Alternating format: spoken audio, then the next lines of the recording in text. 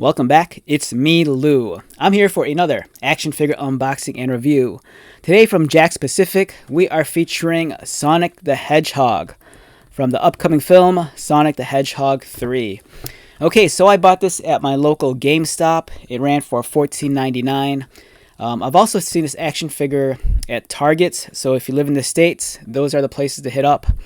Wonderful looking action figure. The card backing is really cool. You have Shadow in the back. You have Tails, Knuckles, and Sonic. On the back, Sonic is on a roll. Saved the world twice, but who's counting? And has two besties for his team. But will they be enough to handle a devastating new threat? And that new threat is Shadow.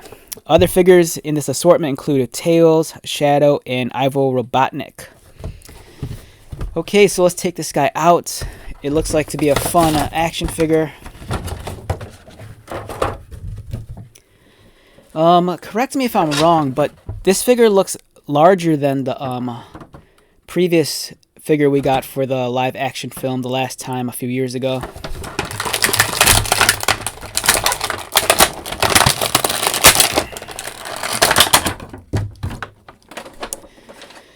Alright, so it's a nice, solid action figure. It's pretty tall for a Jakks figure. If I had to guess, I'm saying 4 inches, and I'm wrong. This guy is about 5 1/4. The one thing that really caught me by surprise is the detailing for the eyes. So it's hard to see on camera, but his eyes are actually a separate piece that's sunken into his head, and then there's a clear piece of plastic placed over the eye. So it adds more realism, and it kind of creates this three-dimensional effect. And it's really, really cool. Let's try to balance out the colors a little bit better. My one complaint, I'm not sure if it's how accurate it is, but the shade of blue on Sonic, it's hard to tell on camera, but it's kind of like a lighter blue, and I was under the impression that maybe on screen it's a richer color. But it doesn't detract from the fact that this is a fantastic looking figure. Again, the effect for the eyes is really, really awesome. Sonic kind of has that smirk on his face. He has a nice texture on him, but it's a little bit soft and muddy in some areas. A little bit crisper in others, like on the ears. And as you can see, he has many points of articulation. And let's examine those. For one, his head. It does turn. It feels like it's on a ball joint, but you don't get a whole lot of movement outside of this swivel. He doesn't really look down, doesn't really look up, but it kind of rocks a little from side to side. His arms, they look to be well articulated. He has a butterfly joint in the chest, so his arms could fold inward and outward. His arms could also go upward. There's a bicep swivel, articulated elbows and wrists, and then his fingers are also articulated. I've said this before about Jakks' other video game characters and toys.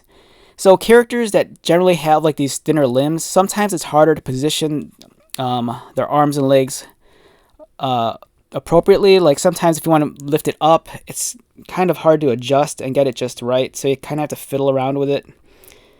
But it's still really well done. He also has a cut mid-torso, which allows for swivel movement, kind of at the waist. Tail is not articulated. His legs kick up. There's a thigh cut towards the top. Articulated knees, and it's kind of on that Revoltech style joint.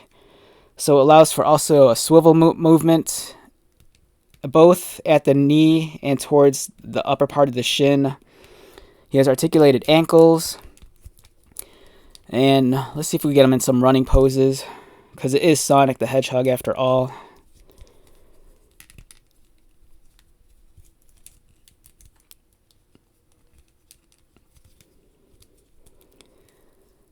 Yeah, so you can get him in running poses. I kind of feel like his legs might be a little bit too long,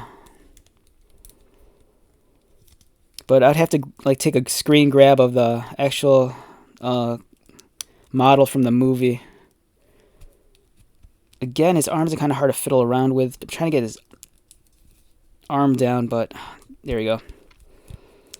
Yeah, so overall, it's a great looking figure. It kind of reminds me of that trailer they had for the first Sonic film, and then the Sonic CGI model, and that was like horrendous. And I remember they poked fun of it in, I think it was the Chippendale Rangers, Rescue Rangers movie. There was that one scene at a comic book convention, and then Sonic was there signing autographs, but it was ugly Sonic. But this is the one that was corrected. He looks awesome.